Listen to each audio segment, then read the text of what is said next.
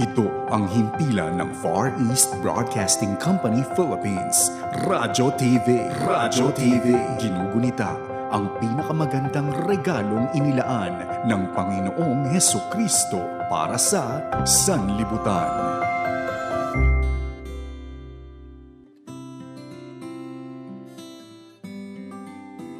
Nagbabalik po ang Holy Week Special ng FEBC Philippines Radio TV ngayong Biyernes Santo. Pag-aaral, pagbubulay at pagsasabuhay ng pitong huling wika ng ating Panginoong Hesukristo sa krus. Tayo po ay sabayang napapakinggan sa iba't ibang mga stations ng FEBC nationwide. At ito'y napapanood din sa pamagitan ng febc.ph at sa Facebook Live ng 702 DZAS Radio TV, Agapay ng Sambayanan. Napapanood din sa pamagitan ng Signal Cable Channel 185 GCTV at sa YouTube at Facebook Live din ng 702 DZAS Radio TV, Agapay ng Sambayanan. Ako po si Efren Palyurina. At ako naman po si Bishop Ruben Abante. Una po sa pitong huling wika ng Panginoong Hesus habang nakabayubay sa krus. Ang mga katagang babasahin ko sa Ingles, ang sabi niya, Father, forgive them, for they don't know what they're doing. Luke chapter 23, verse 34. Forgiveness, salitang napakahirap bitawan. Kapag ang isa ay feeling niya dehado siya o naaapi, nabubuli. Ikaw man, maging biktima ka ng pang-aapi, hindi ba? Ganon din ang mararamdaman mo. Mahirap magpatawad, nanakawan ka, napagsamantalahan ka ng ibang tao, nagbaon ito ng malalim na sugat sa iyong sarili. Ang pagpapatawad ay isa sa mga bagay na parang huling-huli mong i-consider bilang option.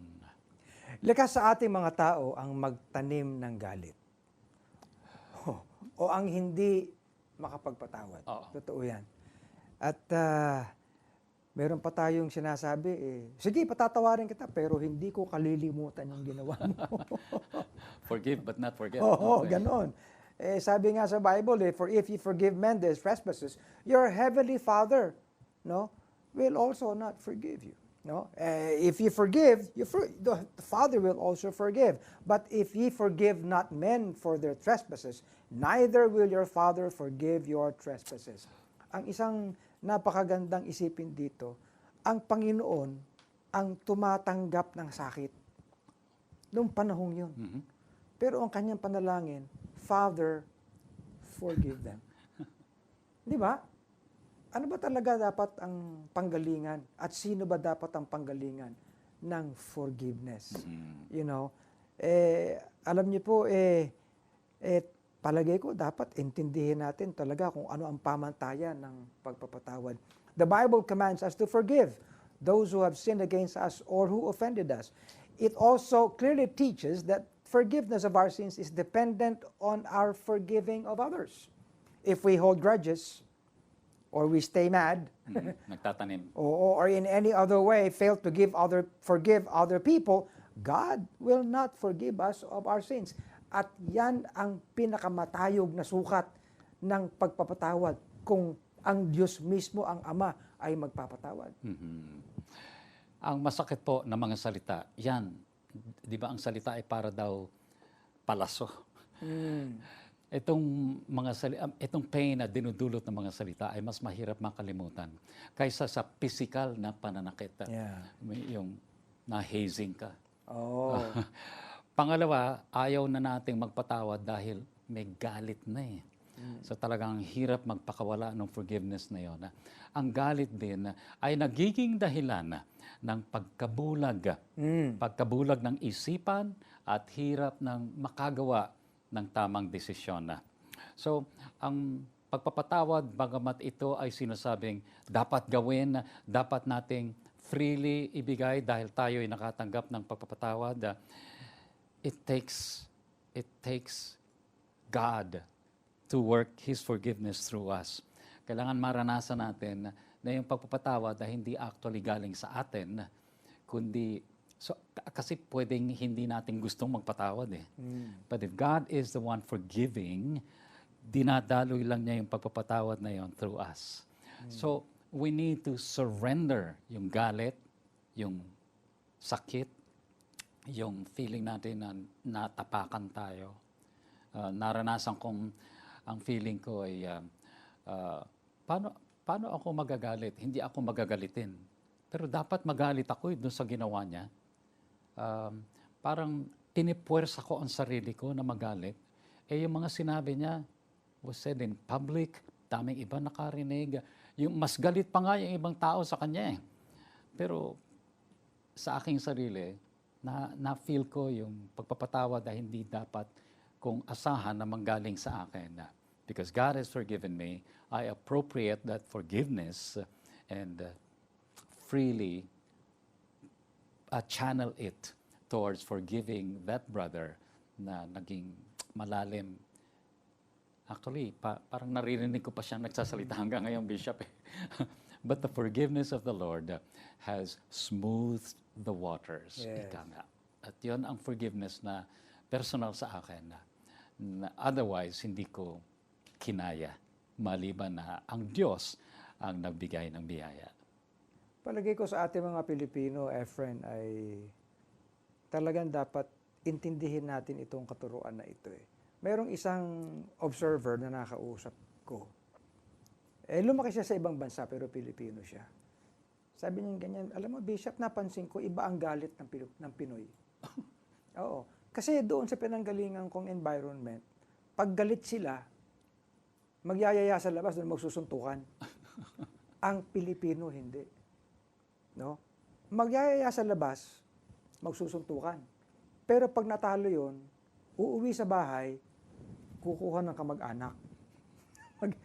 Lalaki ngayon yung issue, no? Magdadala pa yan ng itak at kuno ano.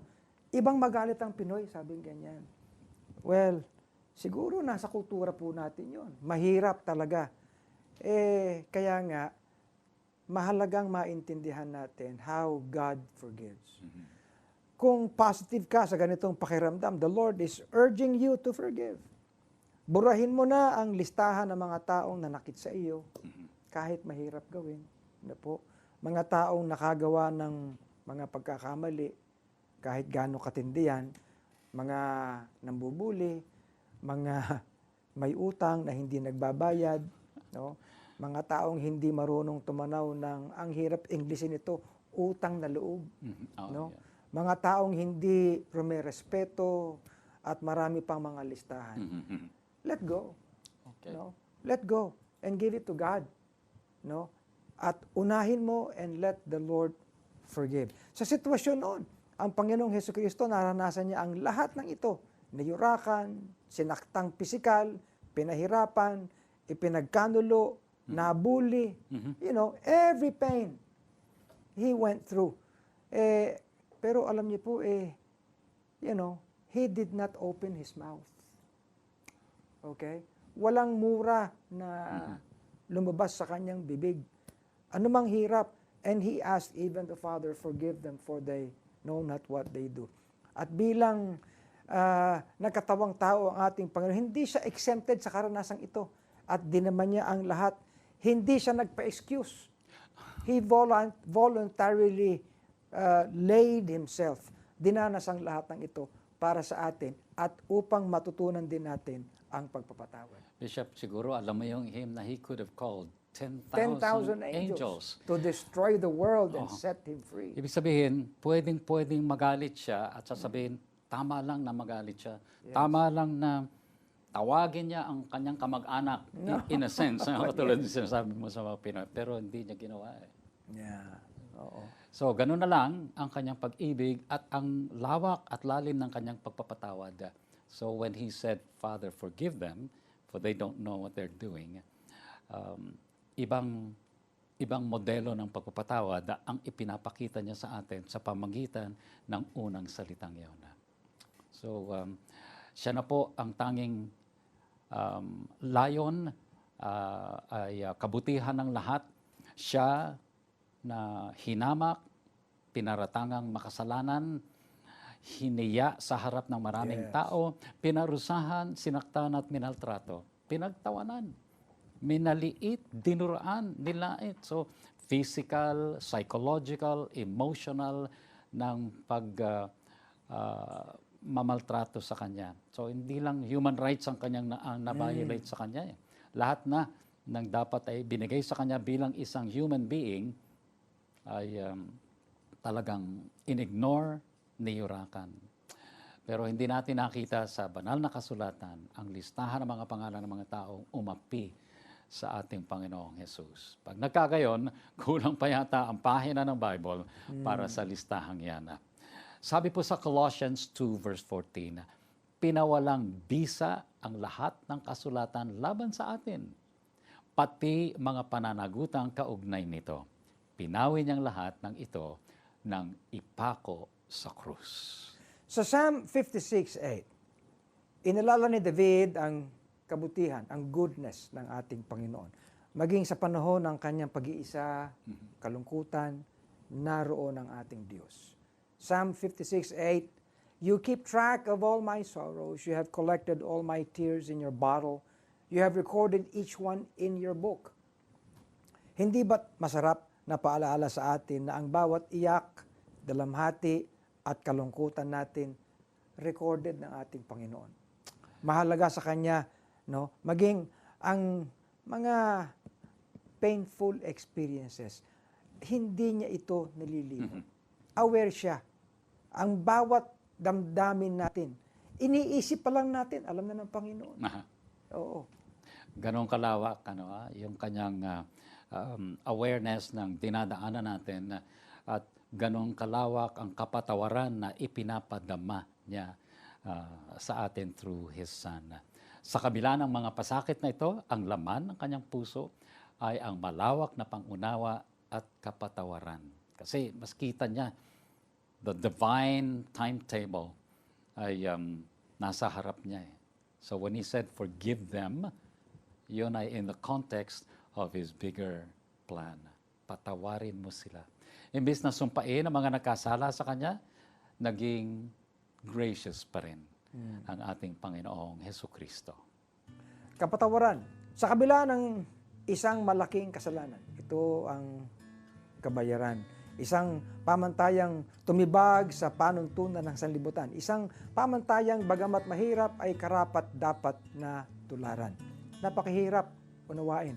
Paano magpapatawad ng taong nakagawa ng malalim na kasalanan? Ano po? Paano mo papatawarin ng mga taong ng abuso, ng api, ng daya, ng loko? Ang dami niyan sa buong mundo. No? Paano? Pero sino nga ba tayo para hindi magpatawad? Who are we to withhold forgiveness? Kung mismo ang Panginoon ang nagpatawad, hindi ba tayo ay dapat makapagpatawad din? Kwento ng wagas na kapatawaran at ang identity natin sa Diyos sa kabila ng ating pagiging makasalanan. So ito po ang sentro ng mensaheng ating maririnig. Yan po ay manggagaling sa ating unang tagapagsalita. Siya po ang tatalakay sa unang wika ng ating Panginoong Jesus. Nabanggit na po natin Dr. Jail Cornelio, Associate Professor ng Development Studies at Associate din po siya for Research and Creative Work ng Ateneo de Manila University. Dr. Jail.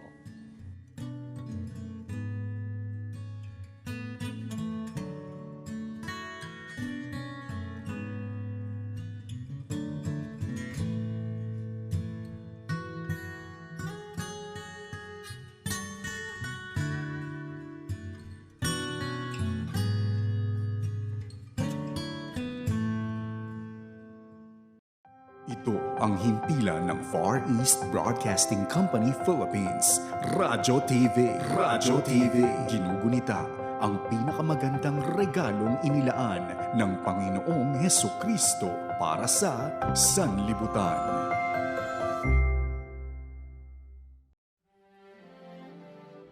Narito ang paghimay sa una sa huling 7 wikang binitawan ng Panginoong Hesukristo sa krus ng Kalbaryo, kasama si Dr. Jail Cornelio.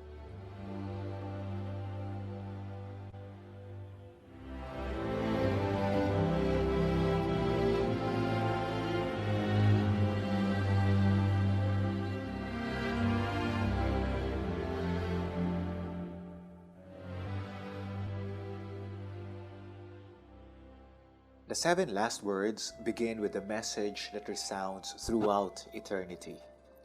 Forgiveness. Hindi aksidenteng sa mga salitang ito nagsimula ang mga huling yugto ng buhay ni Kristo sa mundo. What lessons can we learn from these words? And why are they very much needed today? Maayong umaga kaninyong tanan, brothers and sisters. Ako si Dr. Jael Cornelio. Isa akong sociologist at professor sa Ateneo de Manila University. Bahagi din ako ng Institute for Studies in Asian Church and Culture or ISAC bilang Vice President nito. It's a privilege to spend time with you today. As people of God, we recognize the significance of this season upang alalahanin ang mga ginawa ng Diyos para sa tanan. And Jesus said, "Father, forgive them, for they do not know what they are doing. Father, forgive them, for they do not know what they are doing." Ito ang mga katagang bababasa natin sa Luke 23:34. First words. Maraming nagsasabing madali daw magpatawad ng mga Pilipino. Mga kapatid, do you agree? Sige nga, pag-isipan po ninyo. Sa palagay ko, marami sa atin ang sasang-ayon. At marahil iba-iba ang explanations na ibibigay natin. Iba-iba ang explanations. Sabi ng iba, we are emotional daw tayong mga Pilipino. At kaunting ngiti lang ay naisasaayos na natin ang mga hidwaan o misunderstanding. Yung iba kinikindatan lang, okay na. Para naman sa iba, maingat daw kasi tayo sa ating mga relationships. At kaya, sinusubukan nating gawin ang lahat para maiwasan ang makasakit o maka-offend kahit pa doon sa hindi natin talaga ka-close. So, kapag na-offend tayo, ayaw natin itong maipakita. We forgive at pinapalampas na lang natin para maayos ang lahat. For other people naman, connected din daw ang pagiging forgiving natin sa pagiging makakalimutin natin. Yung pagiging forgetful daw natin about the past is how and why we can forgive easily. What do you think, mga kapatid? Totoo ba yung mga yon? Tama ba yung mga yon? Posibleng effective ang mga strategies na ito for some people. Para sa kanila, nakapagpatawad na talaga sila. Okay, let's give it to them. But to be honest, I'm not sure if they're always effective. Yung mga ganong klaseng strategies or mga ganong klaseng mga statements. We usually appeal to forgiveness para matapos na ang gulo. Yung iba sinasabi, forgive and forget na. Patawarin mo na lang. Sige ka. Ikaw rin ang mahihirapan. And then we willingly say, sige na nga, pinapatawad ko na siya. Pero deep inside, marami pa rin tayong hindi pala napapakawalan. And when there is a chance for us to bring up yung mga nakaraan, alalahanin, yung mga pangit na nangyari, yung mga ginawang masama sa atin, or mismo siguro yung mga nagawa natin, parang ang bilis maalala yung mga yon. Ang bilis pag-usapan ulit. Ang bilis, ay oo nga ganun nga talaga yung ginawa niya sa akin. We are ready to do so. Almost always ready to do so, to remember these things. Bakit? Kasi most of the time, hindi naman talaga pagpapatawad ang ginagawa natin. Instead, ang ginagawa lang natin ay pinalalampas lang natin ang mga masasakit na nangyayari in the hope na sana baka makalimutan din natin ang mga ito. Minsan nga sinasabi natin, time will heal all wounds. Kumbaga, sige na lang, hayaan lang. This happens in our families. This happens in our workplace. This happens among friends. But, I'm very sure it happens a lot too, even in our own churches. I'm sure marami kayong mga stories about that. May mga experiences din kayo, I'm sure, na maaaring i-share or naalala ngayon. Oo nga no, parang tama nga yun. Kung ganito ang realidad natin, there's something about Christ's words that must strike us, that must affect us. Halika kayo. Samahan ninyo akong pagnilay-nilayan ang salitang ito. I pray that the Holy Spirit will put something in our hearts as we reflect on these words. Una sa lahat, of all the possible words that he could utter first, lahat ng mga pwede niyang sabihin for the first, no? Of all the things that he could possibly say first, ang sinabi ni Jesus ay, Father, forgive them. Father, forgive them. Think about it, mga kapatid. It says a lot about the God that we serve. Napakatingkad ng karakter ng Diyos sa gitna ng krisis na ito. Instead of appealing to His divine power, instead of appealing to His divine authority, He chose forgiveness. In other words, in the middle of so much pain, rejection, humiliation, sa gitna ng mga pasakit na yon, Christ chose to be generous. Or if I could use a deeper word, Christ chose to be magnanimous. Na hindi hangaring makapaghiganti, na maging mapagbigay loob. Na hindi hangaring makapaghiganti, na maging mapagbigay loob. Sa palagay ko, that is a useful way of defining forgiveness. To forgive is to be ready to set people free so they could have another chance in life. Ulitin ko. To forgive is to be ready to set people free so they could have another chance sa kanilang buhay. To be better, to be wiser, to be more loving, to be blank. Fill in the blank, kapatid. Para sa akin, to be better, gusto ko magpatawad kasi I want that person to be better. Maybe he could be a better person coming out of this. To be wiser, mas maging madunong, marunong, matalino. To be more loving, maging mapagmahal. So I want you to think about it. Why do you want to forgive? So that the other person could be fill in the blank. Pangalawa, may isa pang lesson na pwede nating isipin from these words. To forgive is the mark of strength. It's a mark of strength. At this point, you see, Christ could have demonstrated His full power and authority. Diba? Call on the angels, administer His wrath and anger. Diba?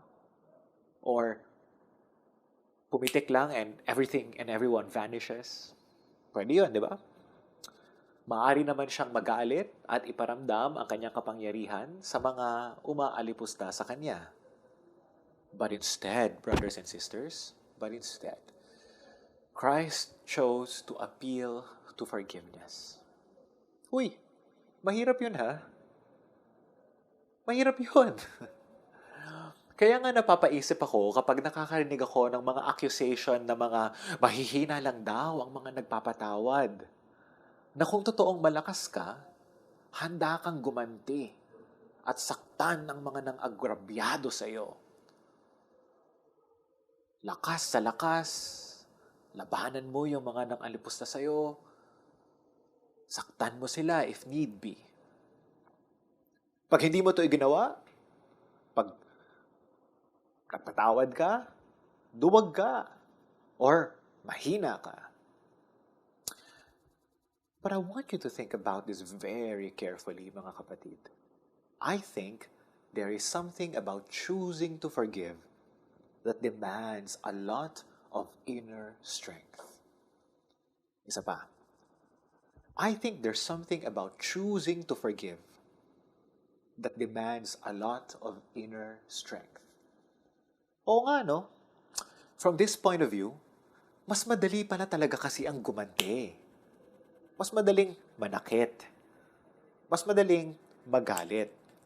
Kumbaga, mas natural reaction na gumanti. To forgive, by contrast, calls for inner strength. And if I may say, also courage. Tibay ng loob, inner strength, courage, lakas ng loob. And let me say too that as people of God, we are capable of forgiving other people because we too have experienced the power of forgiveness. I think only forgiven people know how to forgive, can choose to forgive. So forgiveness, in other words, is a mark of strength. Pangatlo, sa mga salitang ito, ano pa yung matututunan natin? Pangatlo, Christ recognized that they do not know what they are doing. Di ba? Yun yung huling bahagi na sinabi ni Jesus. Father, forgive them, for they do not know what they are doing. Nirecognize ng Diyos yun, nirecognize ni Jesus yun, that they do not know what they are doing.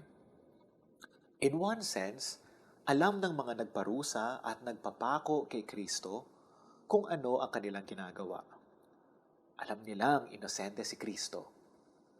Ang hindi nila alam ay kung sino ang kanilang ipinapako. Kuha nyo? You have to give it to them. Alam nila kung sino yung kanilang... Alam nila na inosente si Kristo. Ang hindi lang nila alam ay kung sino ang kanilang ipinapako. And I think that's where the irony lies. Yung kabalintunaan. That's where the irony lies, brothers and sisters. Maybe they thought that they were being righteous by crucifying Christ. Think about the soldiers. Think about those who condemned Christ. Think about the religious leaders who believed that Christ had to be stopped. For many of them, they were doing what they believed was right. Galit na galit nga sila eh. So, posibleng may conviction talaga yung kanilang ginagawa, and you will have conviction only if you believe that what you're doing is right. What they did not know was that they were crucifying the one who was righteous in every way. They were crucifying righteousness himself. But in spite of it all, brothers and sisters, our Lord chose mercy by interceding for them to the Father. And to drive home the point, pag-isipan ninyo, to drive home the point, Christ chose to complete the entire process of redemption until He could finally say, "It is finished." Tinapos ni Jesus. There is therefore a sacrificial dimension to forgiveness. Hindi lang siya lip service. Hindi lang siya feel good. Hindi lang siya para matapos na. Sacrifice is needed.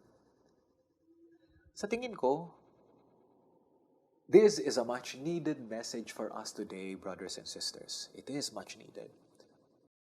Sa isang banda, this is about the call of every Christian to continue interceding for people who need God. We know that. We pray for people. Pero sa isa pang banda, brothers and sisters, this is also about our call to intercede and be instruments of grace. Para doon sa mga tao na nagsasuffer, those who are in pain, those who are in the middle of so much injustices in this country, in our world. Mula sa mga away sa loob ng pamilya, hanggang sa gulo sa ating lipunan, mercy is very much needed today. Mga kapatid, you know your situation right now. And you know, by the grace and mercy of God, that you need to hear His voice today. Maaring tayo yung nangangailangang magpatawad. The mark of a truly renewed Christian is the ability to forgive. The readiness to set people free. The mark of a truly renewed Christian is the ability to forgive, the readiness to set people free. let me be clear. I don't think that this is an overnight process na kinabukasan, wala ka nang mararamdamang anger, hatred, or desire for vengeance. Maybe it is for some, baka ganun sila, overnight, oops, wala na. But for the rest of us, certainly, katulad ko, it is a process. Pagpapatawad is a process. And like many other things in our Christian walk, forgiveness needs to be cultivated. Pwedeng through our personal prayer, pero pwede rin through constant reminders from the people we trust. But more importantly, nakakultivate ang readiness natin to forgive when the situation comes for us to do this. Therefore, in every moment, let us allow the Holy Spirit to give us the strength and the grace to forgive in every opportunity, to set people free so that they could have another chance sa kanilang buhay. But I think this message is also important for the rest of us who need to be forgiven. Tayo yon, who need to be set free. In a very real sense, brothers and sisters, we have offended God. And we have also offended other people. In that sense, kasama tayo sa mga ipinapanalangin ni Jesus na patawarin ng Ama. Posible kasi nakasama tayo doon sa mga taong pinagpipray ng Lord na hindi nila alam ang kanilang ginagawa. I want you to reflect on that, brothers and sisters. Posibleng kasama tayo doon. Posibleng kasama ka doon. The God who was crucified is still ready to forgive you and give you another chance. But this time, maybe what is needed is for you to come before Him and receive that offer of forgiveness. You see, it's one thing na ipag-pray ka. It's one thing na maipanalangin ka. But it's quite another na maranasan mo yung kapatawaran. Ito sa palagay ko ang punot dulo ng panalangin ni Kristo. Hindi lamang ito lip service o pep talk, feel good, para matapos na ang gulo and pretend as if everything is okay. Instead, sa mga salitang binitawan ni Jesus, kitang-kita natin na hangad ng Panginoon na magkaroon ka ng panibagong simula, a fresh start in your life. Sa madaling salita, malaya mula sa mga pangit na nakaraan at maging malayang mabuhay para sa Kanya at nang naaayon sa Kanyang kalooban. God does not want you to fake it. He wants you to truly, truly experience it. Nais niya na maranasan mo na hindi mo na kinakailangang mabuhay pa sa nakalipas. It's no accident, brothers and sisters, that the 7 last words begin with a message of forgiveness. Sa kapatawaran nagsisimula ang lahat at sa kapatawaran nagiging malaya ang lahat. Go in peace, brothers and sisters. You have been forgiven. At this point, gusto kong anyayahan kayo to join me in prayer.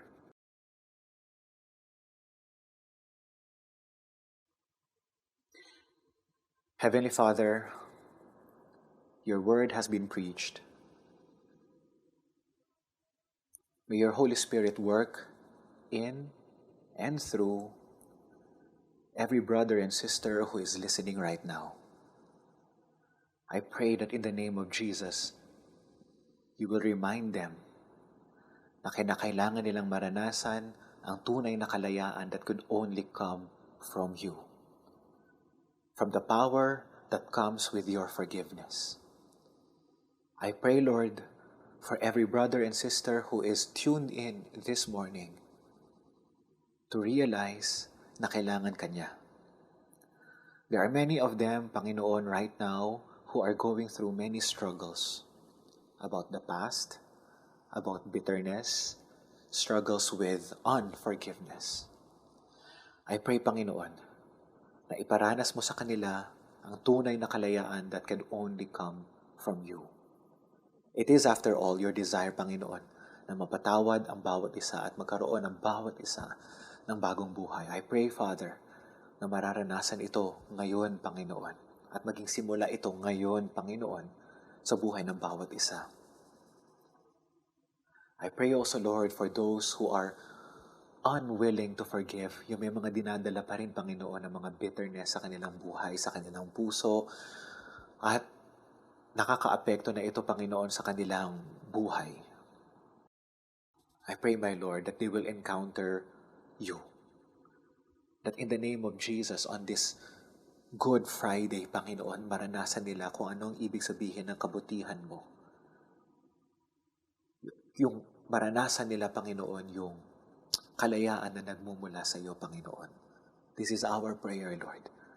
This, after all, is the desire of your heart to set people free so that we could live lives offered to you and for you alone. Maraming salamat po, Panginoon, sa pagkakataon na ito na mabuhay ng merong kapatawaran at mabuhay na nagpapatawad sa mga taong nakasakit sa amin. Salamat po, Panginoon, sa kalayaan. This is the start. May it be the start of a brand new life for all of us today. This is our prayer in the name of the one who will always forgive, Jesus Christ. Amen.